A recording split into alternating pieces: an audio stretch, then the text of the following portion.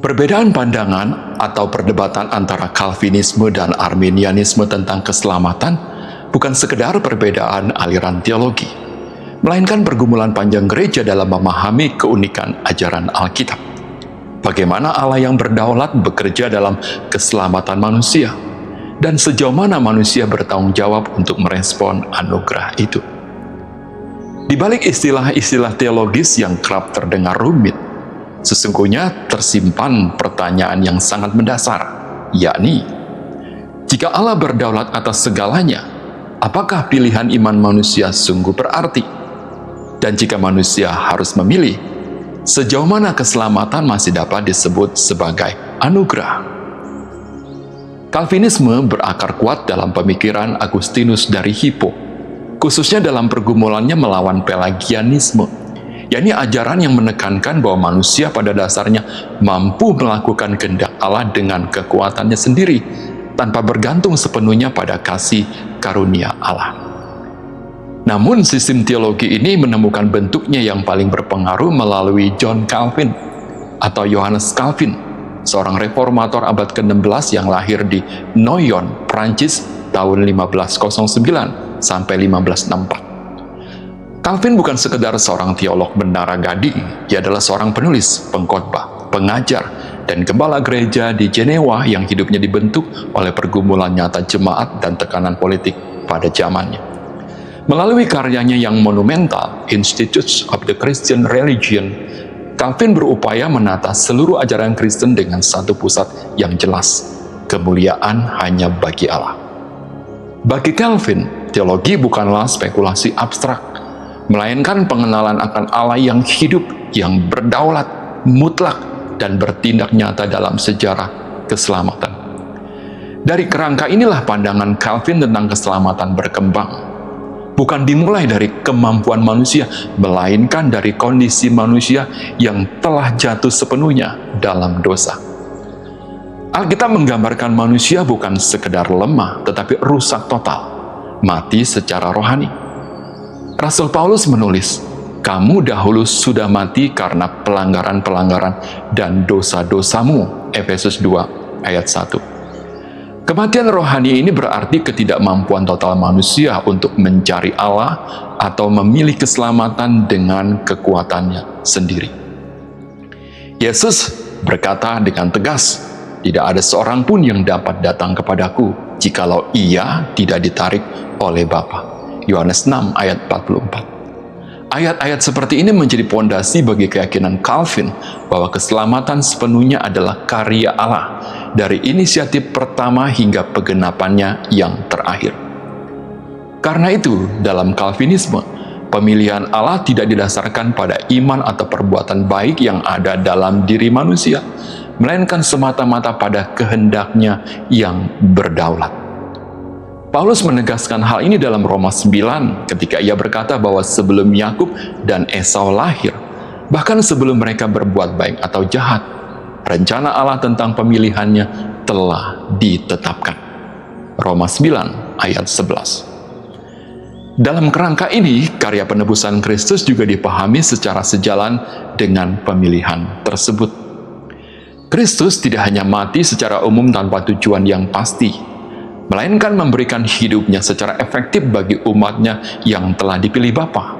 Sehingga salib bukan sekedar membuka kemungkinan keselamatan, tetapi sungguh-sungguh menggenapi keselamatan bagi mereka yang ditebusnya. Bagi para teolog reformasi setelah Calvin, seperti Theodore Beza, Jonathan Edwards, hingga teolog modern seperti R.C. Sproul dan John Piper, penekanan ini penting untuk menjaga satu hal yang sangat mendasar, agar keselamatan tidak pernah bergeser menjadi hasil kerjasama antara Allah dan manusia, melainkan tetap murni sebagai anugerah dari Allah.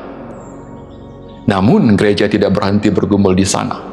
Arminianisme muncul bukan dari penolakan terhadap anugerah, melainkan dari kegelisahan pastoral dan teologis terhadap bagaimana kedaulatan Allah dipahami.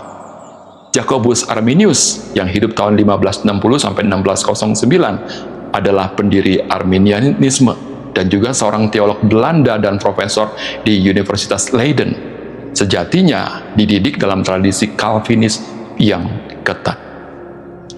Ironisnya, justru ketika ia diminta membela doktrin predestinasi Calvinis, ia menemukan dirinya semakin bergumul dengan ayat-ayat Alkitab yang menekankan kasih Allah yang sifatnya universal dan tanggung jawab manusia. Arminius tidak mengajarkan bahwa manusia dapat menyelamatkan dirinya sendiri. Ia dengan tegas juga menolak Pelagianisme, ajaran yang menyangkal kerusakan total manusia akibat dosa dan menempatkan keselamatan terutama pada kemampuan kehendak bebas manusia. Namun ia mengajukan konsep anugerah pendahuluan, bahwa Allah oleh kasih karunia-Nya terlebih dahulu bekerja dalam hati semua manusia, memulihkan kehendak yang telah rusak oleh dosa, sehingga manusia sungguh-sungguh dapat merespon berita Injil. Dalam kerangka ini, pemilihan Allah dipahami bukan sebagai keputusan sepihak yang mengabaikan respon manusia, melainkan sebagai pemilihan yang didasarkan pada pengetahuan Allah sebelumnya akan siapa yang oleh anugerahnya akan percaya kepada Kristus. Dalam pandangan ini, keselamatan tetap berasal dari anugerah, tetapi anugerah itu tidak memaksa. Ia mengundang dan memungkinkan, bukan menetapkan secara sepihak.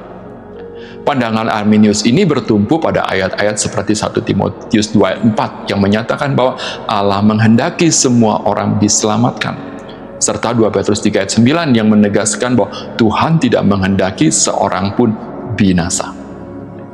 Yesus sendiri berkata, "Dan aku apabila aku ditinggikan dari bumi, aku akan menarik semua orang datang kepadaku." Yohanes 12:32. Karena itu, dalam Arminianisme, karya penebusan Kristus dipahami bersifat universal dalam cakupannya. Kristus sungguh-sungguh mati bagi semua manusia, meskipun hanya mereka yang percaya yang akhirnya menikmati manfaat keselamatan itu. Bagi banyak teolog Arminian, ayat-ayat ini sulit dipahami jika pemilihan Allah dipandang sepenuhnya terbatas dan tidak dapat ditolak. Perbedaan mendasar lain pun menjadi jelas. Calvinisme melihat anugerah keselamatan sebagai kuasa Allah yang efektif dan pasti menghasilkan iman. Sementara Arminianisme memandang anugerah sebagai undangan ilahi yang sejati namun dapat atau bisa ditolak. Ratapan Yesus atas Yerusalem, berapa kali aku rindu mengumpulkan anak-anakmu tetapi kamu tidak mau, Matius 23:37, sering dijadikan dasar untuk menegaskan bahwa penolakan manusia terhadap kehendak Allah adalah realitas yang sungguh-sungguh terjadi dalam sejarah. Ketegangan ini juga muncul dalam pemahaman tentang ketekunan orang percaya. Calvinisme berpegang pada janji Kristus bahwa tidak seorang pun dapat merebut umatnya dari tangannya, Yohanes 10:28, serta keyakinan Paulus bahwa Allah yang memulai pekerjaan baik akan menyelesaikannya sampai akhir, Filipi 1:16. Arminianisme di sisi lain memberi perhatian serius pada peringatan-peringatan Alkitab kepada orang percaya seperti dalam Ibrani 6 dan 2 Petrus 2 sebagai panggilan untuk hidup berjaga-jaga dan tidak mempermainkan anugerah. Di tengah dua penekanan ini, Alkitab tampaknya dengan berani memelihara dua kebenaran sekaligus. Allah sepenuhnya berdaulat dan manusia sungguh-sungguh bertanggung jawab. Kitab suci tidak pernah merasa perlu menjelaskan secara filosofis bagaimana kedua kebenaran ini diperdamaikan. Paulus bahkan dapat berkata dalam satu tarikan nafas, "Kerjakanlah keselamatanmu dengan takut dan gentar." Lalu segera menambahkan, "Karena Allah lah yang mengerjakan di dalam kamu baik kemauan maupun pekerjaan menurut kerelaannya." Filipi 2:12-13.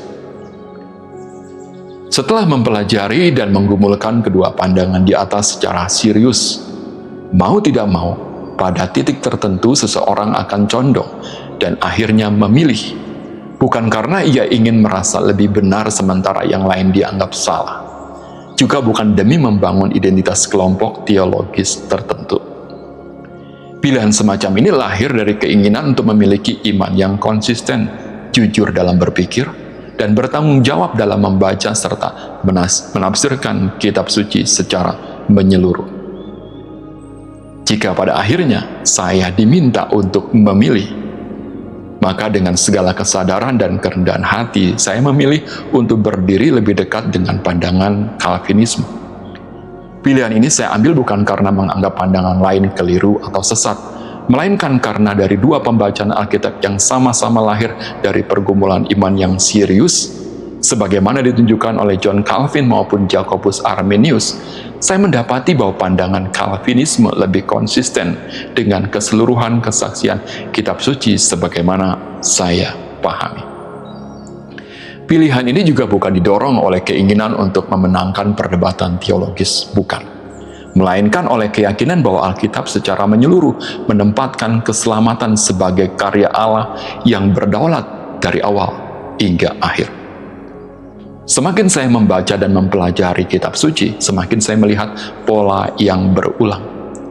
Allah yang memanggil lebih dahulu, Allah yang memilih, Allah yang mengerjakan iman, dan Allah yang memelihara umatnya sampai akhir. Seperti yang ditulis Paulus, sebab dari Dia dan oleh Dia dan kepada Dia adalah segala sesuatu, Roma 11 ayat 36. Namun pilihan ini tidak berarti bahwa pandangan lain harus disingkirkan atau direndahkan. Banyak saudara seiman dengan kasih yang sama kepada Kristus dan kesetiaan yang tulus kepada Alkitab sampai pada kesimpulan teologis yang berbeda. Saya percaya Arminianisme lahir dari pergumulan yang serius dengan kitab suci, bukan dari sikap meremehkan atau menolak firman Tuhan. Karena itu, perbedaan ini seharusnya tidak menjadi tembok pemisah dalam tubuh Kristus. Keselamatan tidak ditentukan oleh apakah seseorang menyebut dirinya Calvinis atau Arminian, melainkan oleh iman kepada Yesus Kristus yang disalibkan dan bangkit. Seperti yang Paulus tegaskan, jika engkau mengaku dengan mulutmu bahwa Yesus adalah Tuhan dan percaya dalam hatimu bahwa Allah telah membangkitkan Dia dari antara orang mati, engkau akan diselamatkan.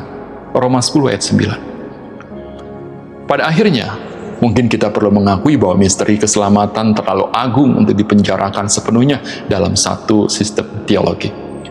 Namun di tengah misteri itu, gereja tetap dipanggil untuk hidup dalam iman, kerendahan hati, dan ketaatan.